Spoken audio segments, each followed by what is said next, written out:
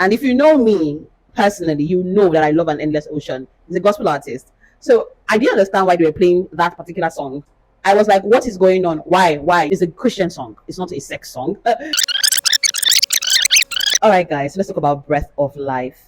First and foremost, I'd seen the trailer of this movie and it gave me goosebumps. So I was kind of super excited to watch the movie. Bear in mind that even though I had goosebumps, I didn't have high expectations because Nollywood and their trailers very deceptive. You can watch a trailer, you can be pumped, and then you watch the movie, and it's a huge letdown. So I was super excited regardless, but my expectations were non-existent. So I'm going to dive right into the review. I don't want to waste any time. I'm going to talk about what I liked about the movie and what I did not like. So the movie was directed by B.B. Shashere. I hope I pronounced his name right. If you don't know him, he was the same person who directed God Calling. Now, what did I like about the movie? First of all, production value was chef's kiss. Top notch, high quality, very, very commendable. Like something I don't think I've ever seen before, even with the rates or at which like Nollywood is churning out high production value movies. This was kind of like up there for me. Like the production value was really, really good. The second thing I really, really liked about the movie, which I think should have been the first, was the plot and the story, the message of the movie. Being a Christian, I could really relate to the message of the movie. The movie touched on themes of loss, loss of people, loss of one's faith. It touched on renewed hope. It also touched on rediscovered purpose. Another thing I liked about the movie was definitely the pace and the beat of the movie. It wasn't too slow. I think the total duration of the movie was about 1 hour, 54 minutes and some seconds. And it wasn't too slow, it wasn't too fast. It was just perfect. I liked how they, employed the use of, time lapse, muted scenes just to tell the story. We didn't need to like hear the dialogue of the cast in some scenes, and I like that because it even evoked some emotion. Like the scene where Bridget, that's Edewor, and Timmy, Timmy, were arguing about him not testifying against Baby Fire. I like that scene. Yeah. So it was really, really cool. I like those little bits and pieces of how the story was told. One thing again I really liked about the movie was the comic relief. It wasn't over the top, it wasn't excessive or in your face. It was very subtle, but it hits the right spots. A good example is when Timmy was teaching Elijah how to drive and he wasn't getting it right. And then he started speaking different languages, insulting him, saying stupido, idiota, lodo. That part was so funny. Just thinking about it right now is making me laugh. In general, it was a very, very, very good movie. But I would still have to touch on the things I don't think went well or the things I didn't like about the movie. So the first thing I would like to touch on was the fact that Timmy, being an influential man, a well-known man, influential in his community, why didn't he have a police escort accompany his wife and daughter on their way to Lagos, knowing that the person that he testified against had been released from jail?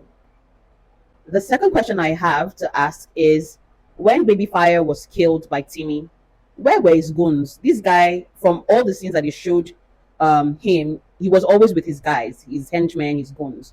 All of a sudden, he was alone in his house, and Tim was able to enter and kill him. How? How was that possible? And furthermore, after he killed Baby Fire, that's Timmy, his goons did not chase him, hunt him down to kill him, because of course he killed their leader. So I don't understand, why didn't they hunt him down to kill him?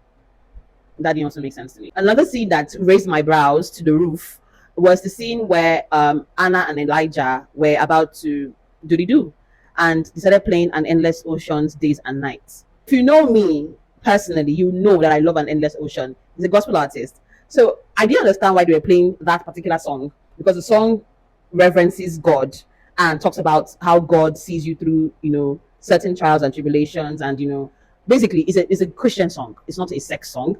It's not a romance song. Do you understand? So when they started playing it when they were about to, ruffle the sheets, I was like, what is going on? Why? It was just like, is it that you guys don't want me to listen to Days and Nights the same way again? Like, you don't want me to have the same feeling, understanding, interpretation of the song that I've always had. You don't want me to have that same interpretation again with this thing that you are doing, until I realized that apparently the scene was leading to when Elijah had, spoiler alert, Elijah had, his asthma attack. I kind of like, could relate why they played the song, but I feel like they should have played it when, he had the attack as opposed to when they were kissing. But that's just an aside. Final thing I want to address is the driver that was taking Bridget and her daughter to Lagos. You could see an ambush in front. There was obviously a drum with fire and a guy in front, and she was telling to reverse. Why did it take you so long to reverse? For crying out loud, like, do you need to see apparent danger before you start to reverse? So, if I'm going to rate the movie based on everything I've said, frankly speaking, the movie had more highlights than lowlights, and even the things I actually mentioned were more of questions than errors. I would give the movie an 8.9 over 10, mainly because the message of the movie was well passed across.